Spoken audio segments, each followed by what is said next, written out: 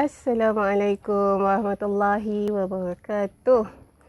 Selamat pagi, selamat hari Isnin. Selamat bekerja kepada semua yang bekerja hari ini dan yang work from home. Selamat bekerja di rumah. Okey. Kadang-kadang tu work from home lagi mencabar daripada ni kan, kerja di office ya. Okey, jadi hari ni kita bersantai di apa yang panggil, di laman mini garden kami. Okey, jadi seperti yang kita sebutkan malam tadi, insya-Allah hari ni kita nak ceritakan atau kita kongsikan apa rawatan yang biasanya diberikan kepada anak-anak ataupun orang dewasa yang mempunyai masalah fokus dan seakatan dengannya, seperti masalah dalam pemahaman, masalah dalam pembelajaran, masalah dalam berjalan, bercakap. Okey, setiap tu dia bukan untuk satu-satu kes sahaja. Maksudnya fokus tu adalah satu simptom. Kita bukannya bergantung kepada satu simptom semata-mata, kita akan tengokkan juga kepada semua masalah yang lain yang dihadapi oleh anak tersebut. Okey, jadi kita ada sebut juga malam tadi, kita bukan sahaja tengok pada minda. Kat dalam minda tu sendiri kita tengok satu benda yang memang sangat luas. Okey, kat minda kita tengok dia punya bagaimana dia cepat minda dia letih ke, okey, dia susah ataupun selalu silap dalam ejaan ke. Okey, jadi tu antara yang kita selalu hadapi dalam masalah-masalah anak-anak bila dia berkaitan dengan fokus.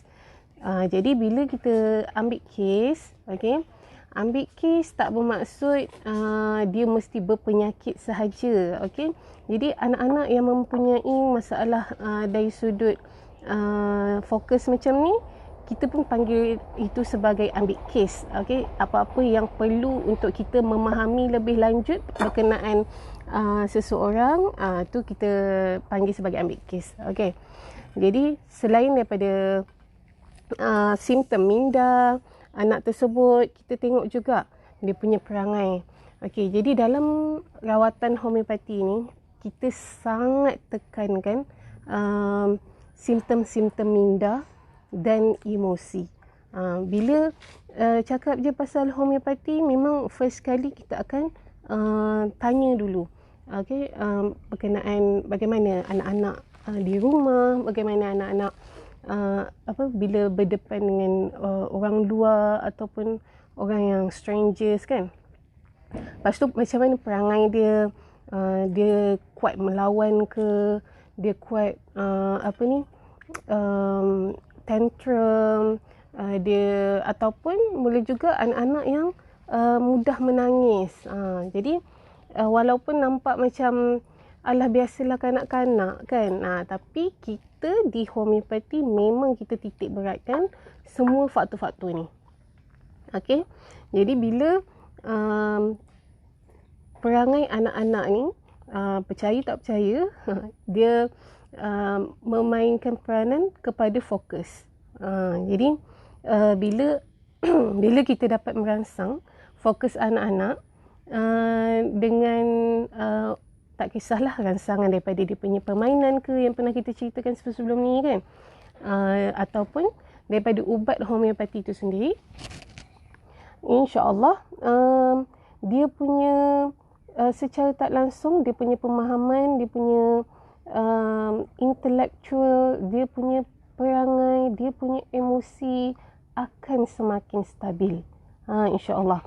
Okey, jadi itu adalah peranan yang perlu dimainkan oleh homeopas.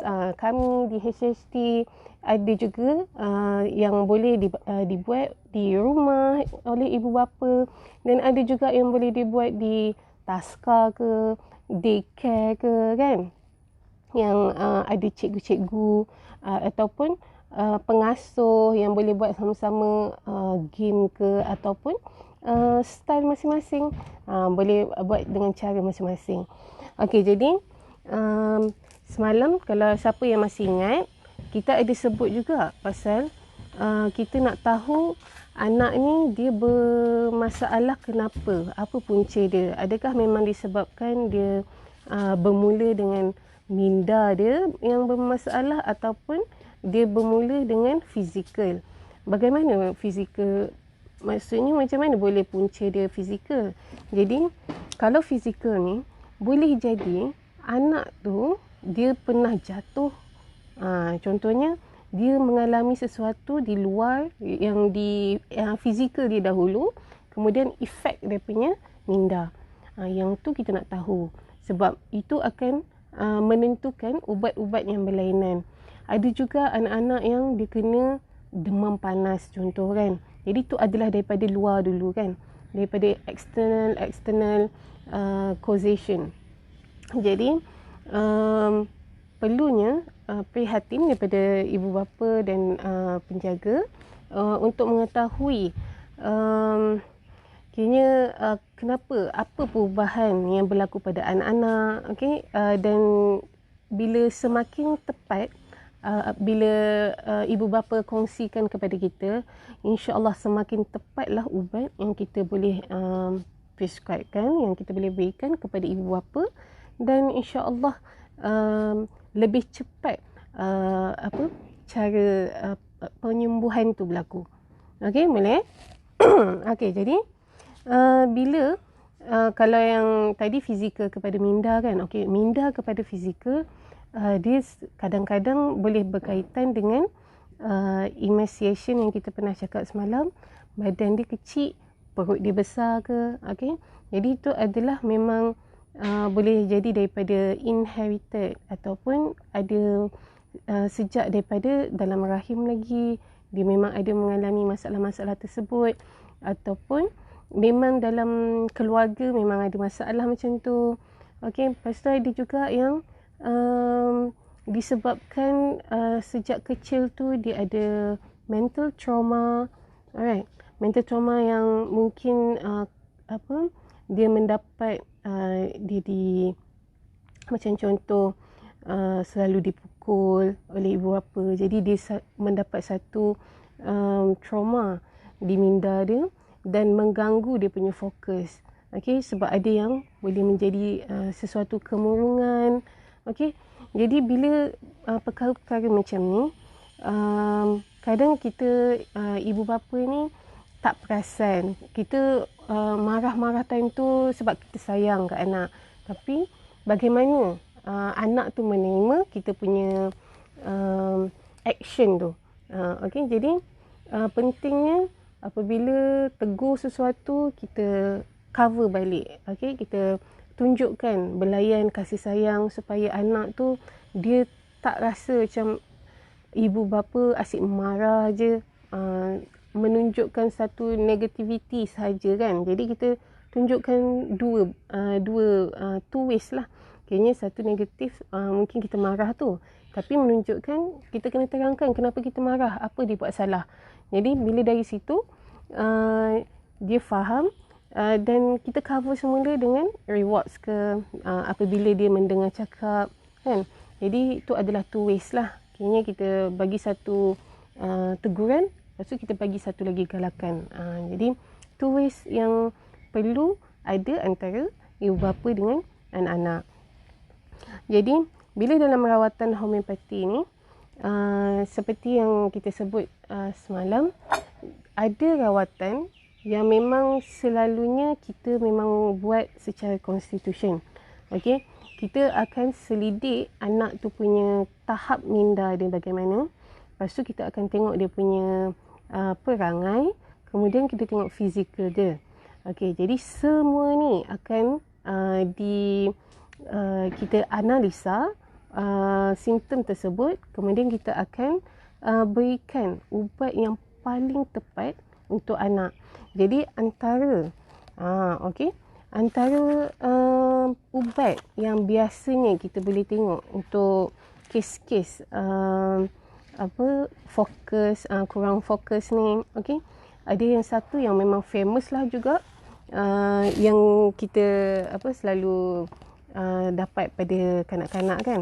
Contohnya adalah Baritakap. Baritakap ataupun BC. Okey, Baritakap.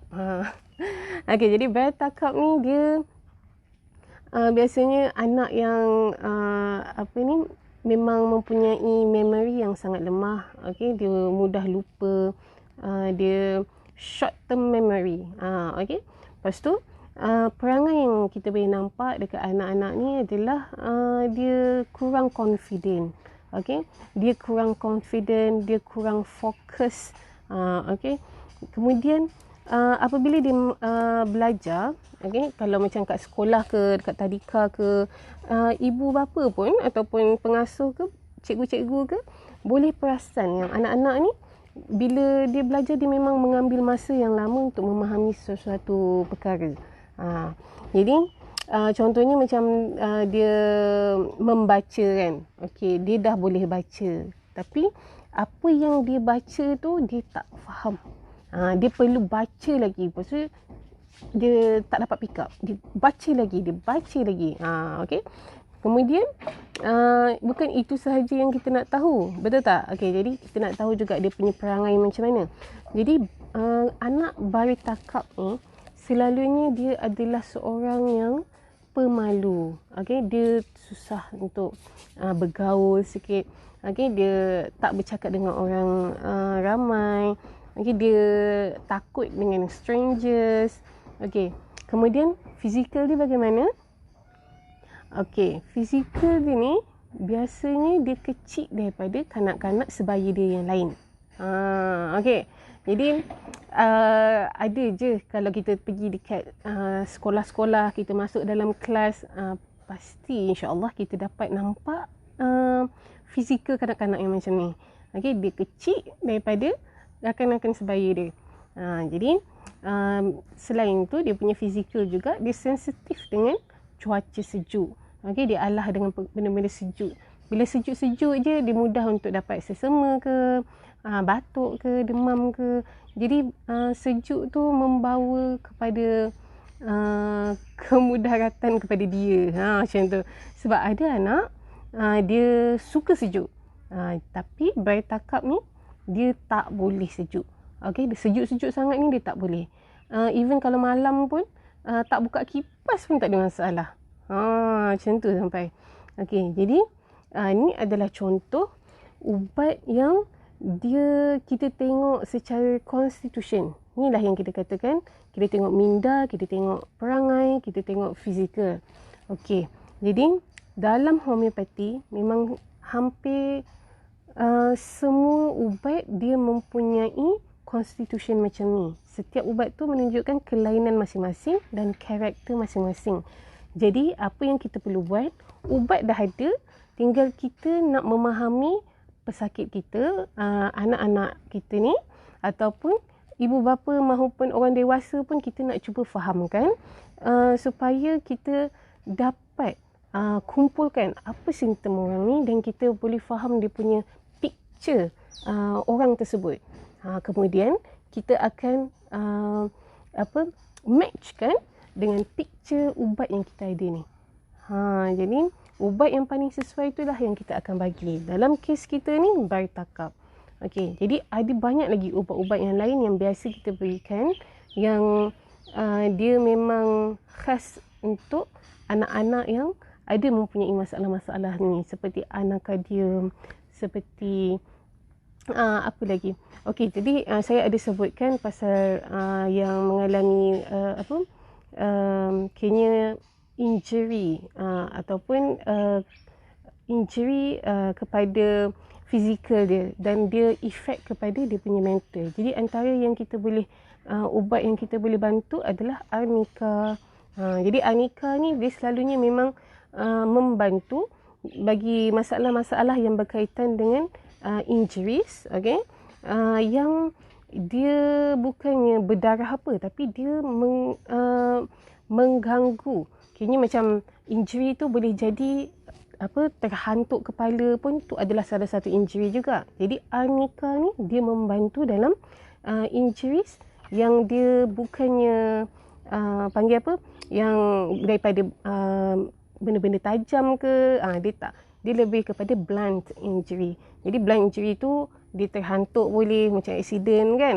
Okey, dia lari-lari pop dia jatuh. Jadi apabila macam mungkin kepala dia terkena ataupun terganggu kecederaan tu kan.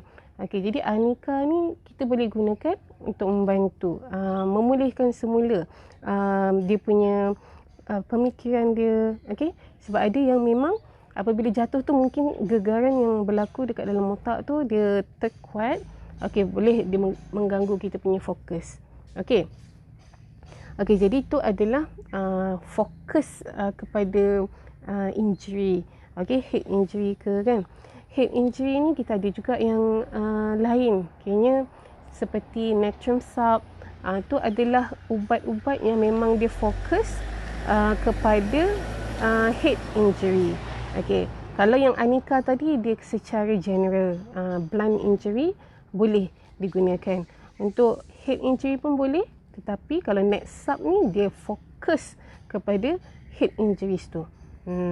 Okey, boleh Okey. Jadi selain tu tadi kita tengok dah kayaknya secara constitution anak tu bagaimana kita tengok dan apa ubat yang contoh ubat lah. Okey, saya tak adalah nak bagi semua sebab kita bukannya nak ambil bachelor sekarang kan. Jadi saya nak tunjuk contoh bagaimana dalam ubat tu kita ada ciri-ciri dan karakter seseorang. Okey, jadi selain daripada kita tengok secara constitution, kita juga boleh tengok secara fokus terhadap masalah fokus anak tu. Okey, jadi ada yang spesifik ubat yang contohnya Medorinum. Okey, Medorinum ni dia sangat membantu kanak-kanak yang dia selalu membuat kesalahan dalam mengeja, dalam menulis. Okey, lepas tu anak yang Medorinum ni alhamdulillah dia selalu lupa perkataan yang dia mahu cakapkan. Okey, kalau dia mahu macam beritahu ibu dia sesuatu, lepas tu dia dah excited dia nak beritahu, tapi tiba-tiba dia lupa perkataan apa yang dia nak cakapkan. Tu adalah anak Medorinum. Dia memang ada problem dekat fokus dia. Okey, yang dia bila kita perasan kalau cikgu-cikgu berapa kali pun kita ajar dia untuk mengeja atau menulis ni, akan ada kesalahan yang dia akan buat. Okey. Okey, jadi ini adalah salah satu contoh yang dia lebih kepada fokus. Fokus kepada masalah ejaan dan menulis tu lah. Okey. Kemudian ada juga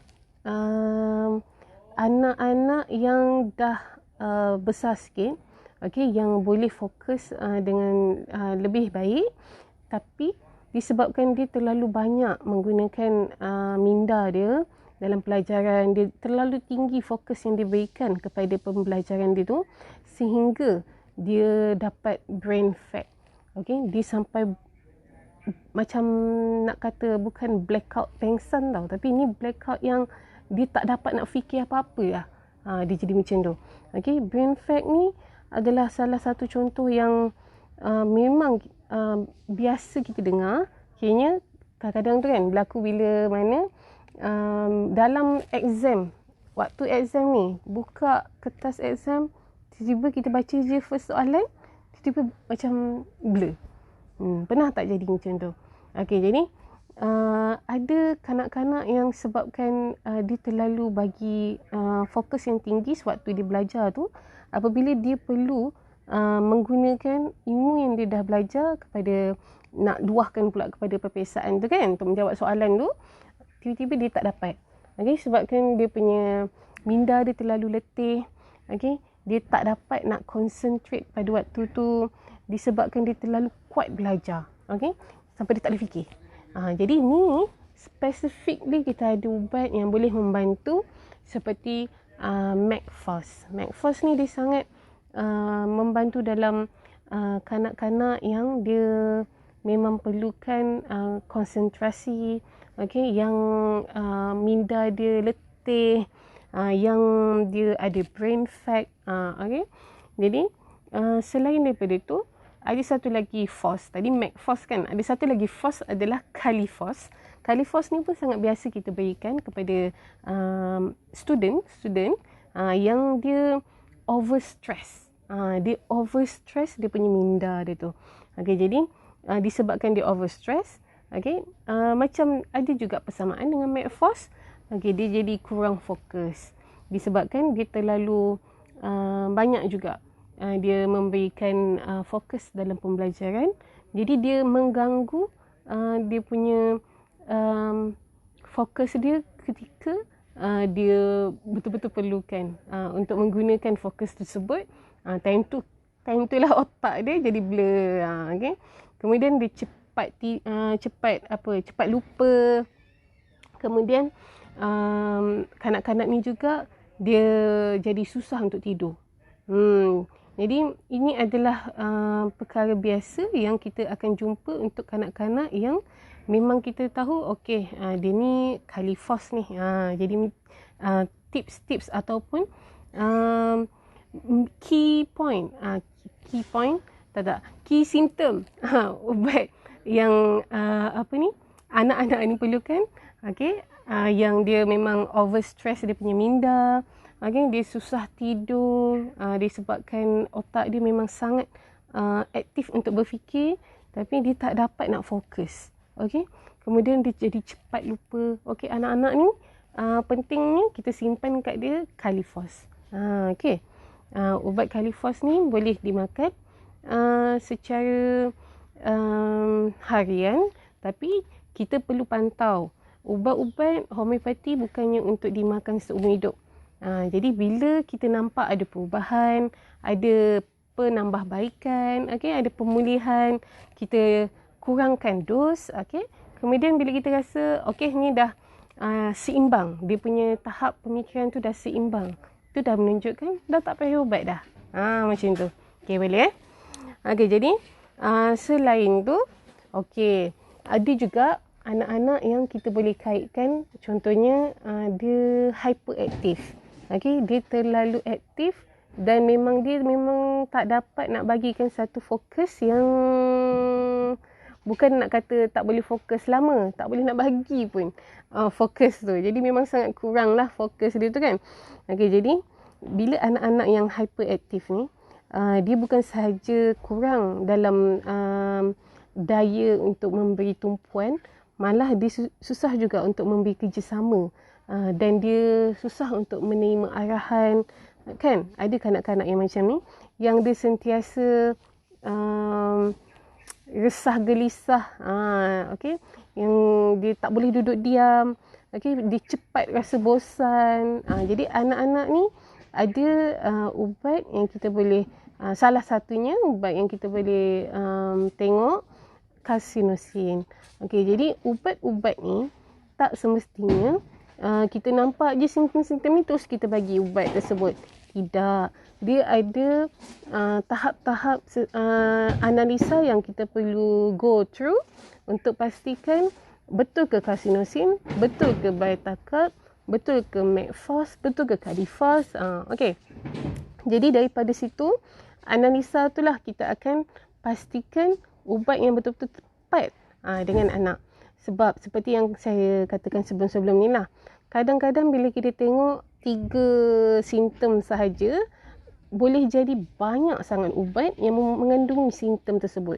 Jadi bagaimana kita nak tapis lagi ubat-ubat yang banyak ni, melalui perangai dia, melalui dia punya emosi dia, fizikal dia. Okey, boleh Okey, jadi selain tu, saya nak kongsikan juga, kayaknya yang spesifik, satu lagi yang saya nak kongsikan adalah Rastox. Rastox ni dia memang anak yang dia mempunyai masalah dalam berfikir dan bercakap. Okay, Rastox ni dia ada spesifik sikit lah dia punya simptom dia tu.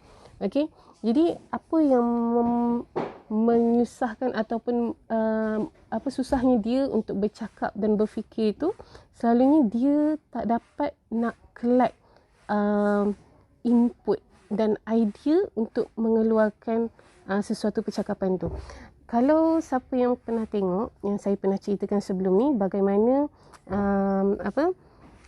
related fokus dengan pembelajaran kan. Jadi dia ada collection of the input, kemudian dia akan proses.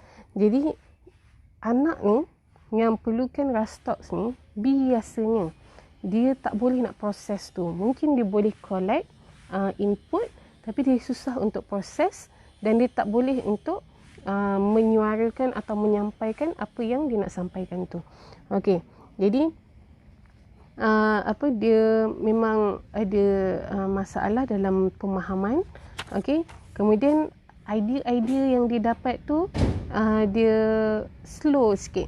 Okey, untuk mengeluarkan satu-satu idea ataupun dia punya creativity dia tu kurang. Okey. Jadi dia memang memory dia sangat kurang juga. Okey, dia memang sangat short term memory. Okey. Kemudian ada juga simptom Rastox ni, dia boleh terus hilang apa yang dia nak cakapkan. Bukan dia tak boleh nak keluarkan ataupun proses apa yang nak cakap, terus hilang, absent dia punya idea tu. Okay. Jadi dia itulah anak-anak ni, sebab tu perlunya kita faham apa masalah dia, kenapa dia tak bercakap. Adakah ada punca di sebalik anak ni yang menyebabkan dia tak boleh bercakap. Dia tak bercakap tu disebabkan dia tak boleh nak keluarkan idea untuk bercakap, ataupun dia memang tak tahu nak kata apa, dia memang tak ada benda, dia absent minded. Okay. Ataupun macam yang kita cakap dekat Bayi Takap tu, dia mungkin dia ada slow sikit dalam memproses. Okay. Dia lemah dalam dia punya memory dia kan. Jadi ada juga anak-anak yang dia tak bercakap bukannya sebab dia tak boleh proses dia punya input dia tu, tapi disebabkan dia kurang confident ke. Okay, jadi ini adalah perkara-perkara yang kita perlu pastikan untuk mencapai satu matlamat untuk mencari ubat yang paling sesuai untuk anak tersebut.